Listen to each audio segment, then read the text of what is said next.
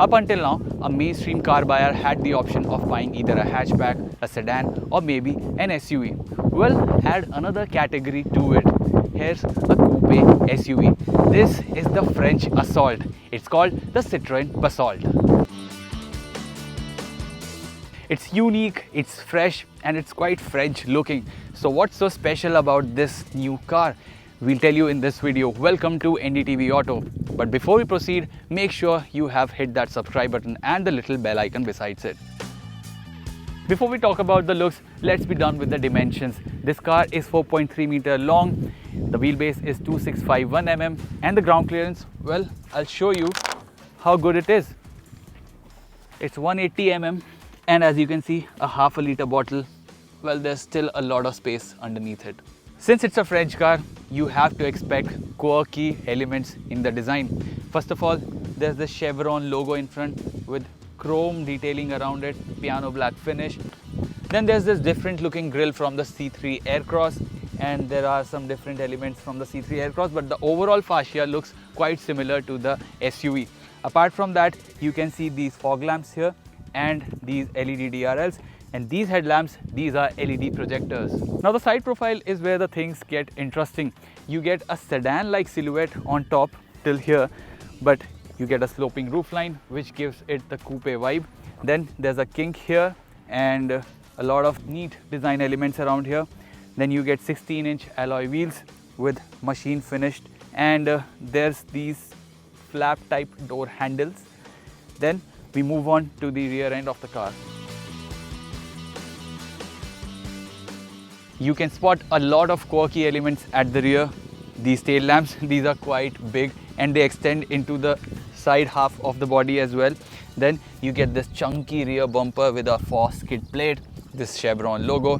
There's a slight lip spoiler as well on the boot. You get the name and the brand badging.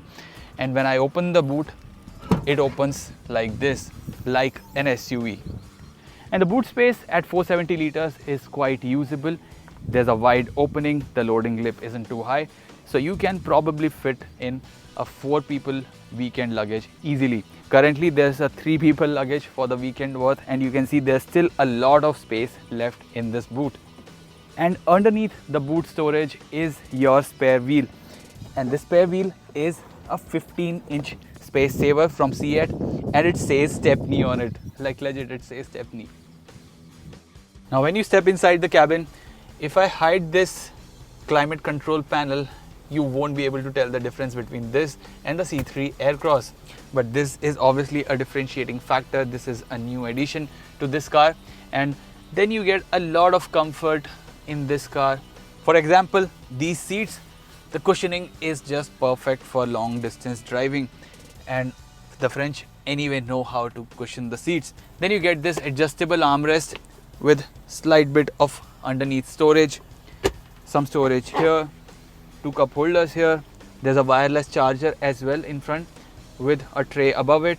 Then there are these big door pockets with a lot of storage space, and when you open this glove box, there's a lot of space that's usable in it too.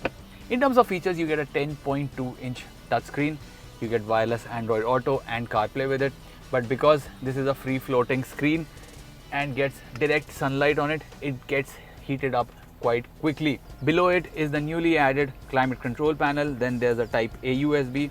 This is an accessory, otherwise it used to be a 12-volt socket. Apart from that, you get steering mounted audio controls and a 7-inch digital driver display with TPMS and all that stuff. And apart from that, you get manual seats and all these usable features. Nothing out of the blue, but it misses out on a favorite feature of a lot of Indians. There's no sunroof in here. In terms of safety, Citroen promised that they have used more high-strength steel in its construction. Then you get 6 airbags as standard. There's TPMS, ESC, and all those active safety features that you expect from a car of this stature. Now the entry into the rear cabin is quite easy. You get a big aperture. This door opens quite wide, and because it's an SUV, you don't have to stoop too low to get into the cabin. And once you're inside, you are greeted with these comfortable seats, and you must have noticed that these seats have the seat belts on, and that's because this doesn't have weight sensors. So even if nobody is sitting on this bench and you start out from stationary position, your seat belt reminder will beep.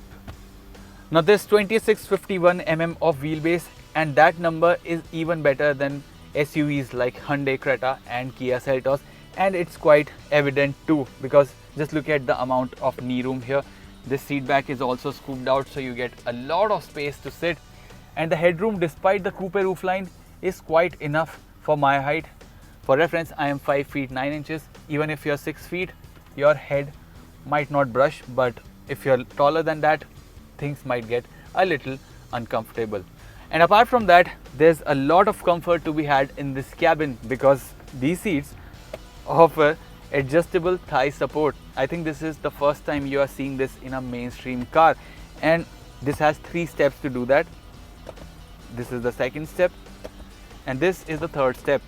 You get a lot of under thigh support, which will come in handy when you're traveling on those long distance journeys. These headrests also get lateral support, so your head won't rock when you're on a bad section of road.